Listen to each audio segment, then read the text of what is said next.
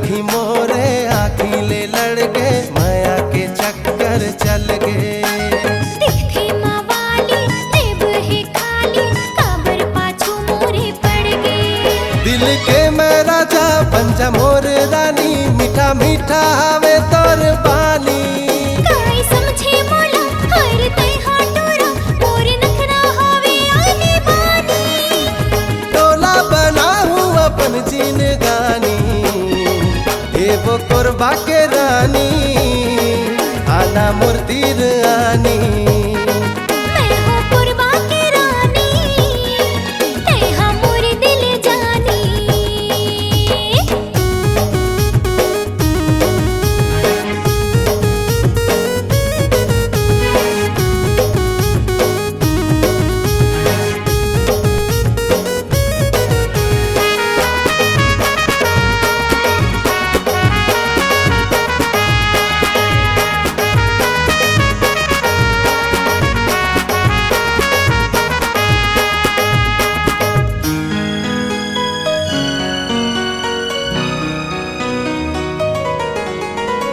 सुमरे तोला बिना मोला आवे नहीं नींदिया, नीक लागे तोर बिंदिया, नीक लागे तोर बिंदिया।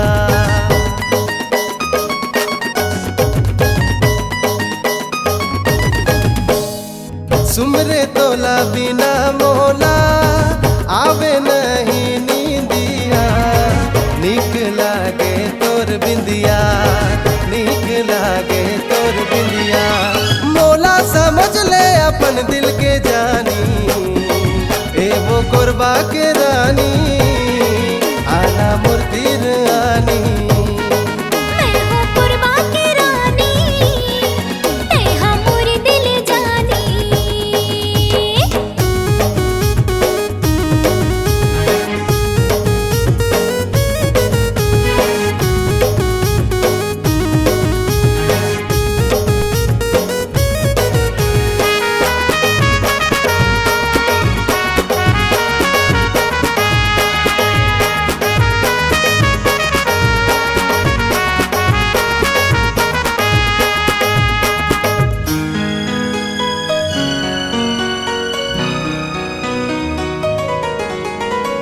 कैसे तोला मैं हाँ बताऊं, कैसे तोला समझाऊं।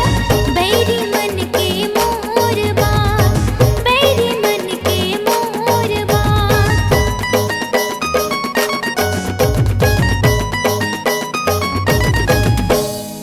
कैसे तोला मैं हाँ बताऊं, कैसे तोला समझाऊं। बैरी मन के मोर बात, बैरी मन के मोर बात। तोरे संग में बिताऊं अपन जिंदगानी, मैं हूँ कोरबा की रानी, तेहा मोर दिल जानी। मैं हूँ कोरबा की रानी, तेहा मोर दिल जानी। ए वो कोरबा के रानी, आना मोर तीर